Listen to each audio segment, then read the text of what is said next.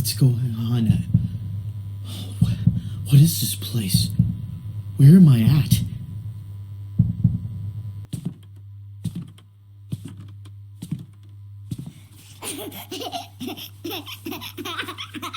What was that? The Haunting of Flavel House is set in Astoria, Oregon. The home itself is a real home that belonged to Harry Flavel. This iconic home was first constructed for Captain George Conrad Flavel.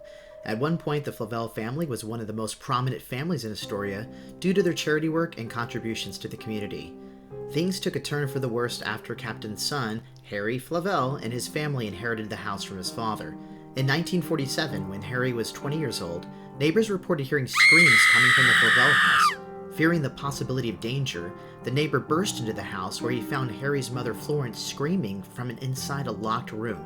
Harry, armed with a hatchet, attacked the neighbor and cut his arm. This event earned him the nickname Hatchet Harry.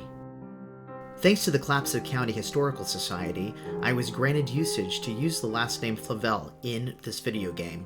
I definitely changed the first names of all of the characters. The story itself is fiction, but the house, well, it's very real and can speak for itself. This is Amy Conley. And David Castillo. And we're investigating the residence of Captain Flavel in Astoria, Oregon. The date today is... What was that? Hello? Is anyone here with us?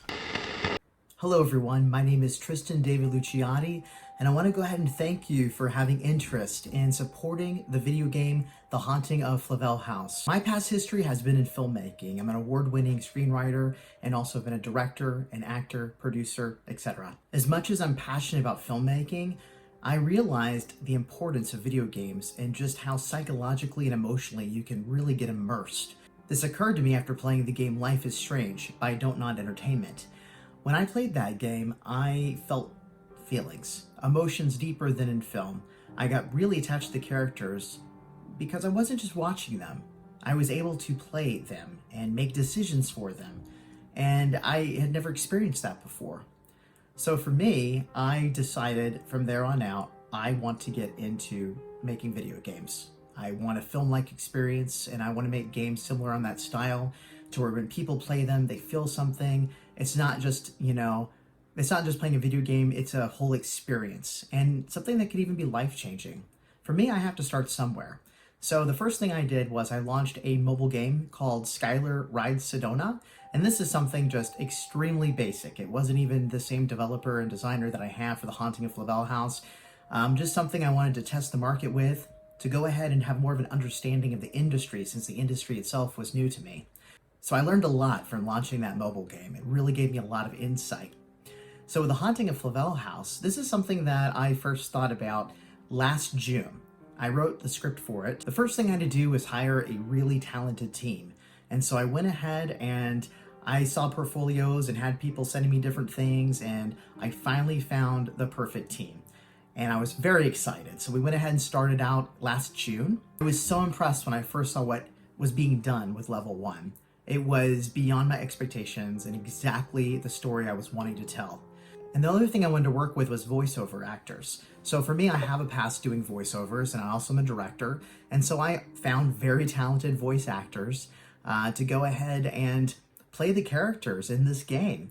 I actually play the voice of David Castillo. He's the lead in the game. And I realized that character had the most lines. And so it was very easy for me to use my home recording studio. I then had Suzanne Owens Duvall. She was the next person I recorded voices for. She came to the home and did the voices, and she's a super talented actress. I'm Suzanne Owens Duvall, and I'm playing Grandma Rose.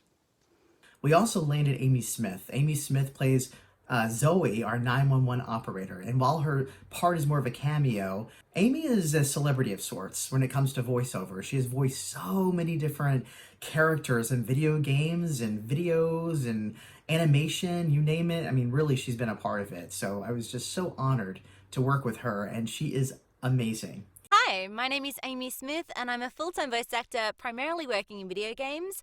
And I'm the voice of Zoe, the 911 operator in the upcoming game, The Haunting of Flavel House. I then found some other voice actors, some of which I have worked with in the past, and yeah, they're all fabulous. Trust me. Hi there, everybody. My name is Kristen Gray, and I will be voicing the character of Elizabeth Flavell for the new exciting upcoming game, The Haunting of Flavel House. Hi, I'm Norman Gray, and I need a haircut pretty badly. But other than that, I am playing the radio announcer. Hi, I'm Seth Michael. I play the voice of Uncle Jack. Hi, I'm Amy Castellano, and I'm the voice of Amy Conley. The Haunting of Flavel House is not my end goal when it comes to video games. This is my first game that is going to go past mobile and actually get on Steam, and you can play it on PC and Mac. So I'm pretty excited about that. I feel like this is a way for me to get recognition inside the video game industry, so then the next project after this one can be bigger. I'm really planning for this to get some notoriety. I would really love the ability to go to different gaming conferences and allow people just to test the game out, play it, and just get a nice following for it.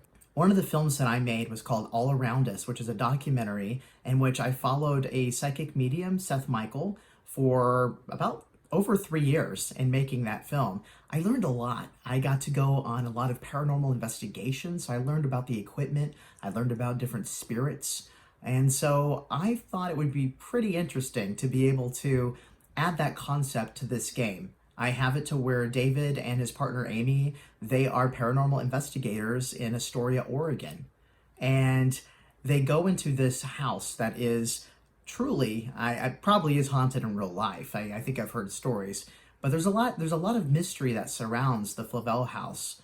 So the story surrounds David Castillo. He first awakens inside the Flavel house, and he does not know where he is. He can't remember who he is, and so there is a state of amnesia present. As he walks through the basement of level 1, he has to find a lot of different clues in order to even move to the next level. So it is a puzzle of sorts. I really like strategy games, and so for this one I wanted to add that aspect. But level 1 to me is primarily a way for you to learn the controls, understand the game. My only tip to you would be just know the battery life on a flashlight doesn't last forever. David is able to remember who he is and where he is and why he's there in level 1. There is a tragedy that he discovers. The story itself that I wrote is fiction, so this is a made-up story. While I'm using the last name of the Flavel family, I have changed the first names. I did use some similar names to the Flavel family, but really the last name is what I kept intact, just to be able to uphold the name that surrounds that house. So while the game is set in present day, the spirits that live there are trapped within the year 1923. So just a little fun fact, my grandmother Stella was born in 1923, so that's my little gesture to her. I like to always tie in little personal things when I write. You get to meet a lot of different family members that are spirits as you go from level to level of this home, and things get more difficult. You really are having to use some strategy, and you also get to use paranormal equipment. I think one of my favorite things that we are introducing is actually an EVP recorder. Pretty amazing actually, because I in real life have heard these voices on playback. So yeah, it's a real thing, just so you know, if you weren't already spooked enough. I think every single level is pretty fascinating as you go through the house. Level 2, it is staged in a library. Level 3 is actually in Henry Flavel's bedroom. And then the level 4 is going to be in the kitchen and pantry area. And then level 5 is the living area, but it's a very large living area. And a lot happens in level 5. That's going to be really fun when you get to that point. So basically, it's your job to make sure that David escapes. You are playing as David, so this is a first person. And while some people are used to being a first-person shooter game, you're not a first-person shooter. But this game kind of reminds me, if you've ever played Resident Evil Biohazard, for instance, that character in the game, you're able to just barely see the hands coming out and everything, touch things, grab things, whatever, and that's how this game is as well.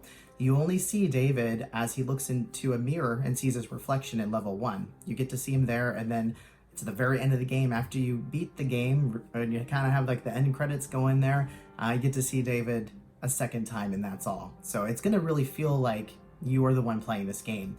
And I also want to make sure that the environment was as realistic as possible. So the game is being built in Unity, and it looks really incredible. So for me, I'm just really excited about the supporters. The money is going to completely go to 100% the development and design of the rest of these levels. We have completed level 1, but we still have 4 more levels to get through, and so we want to get there.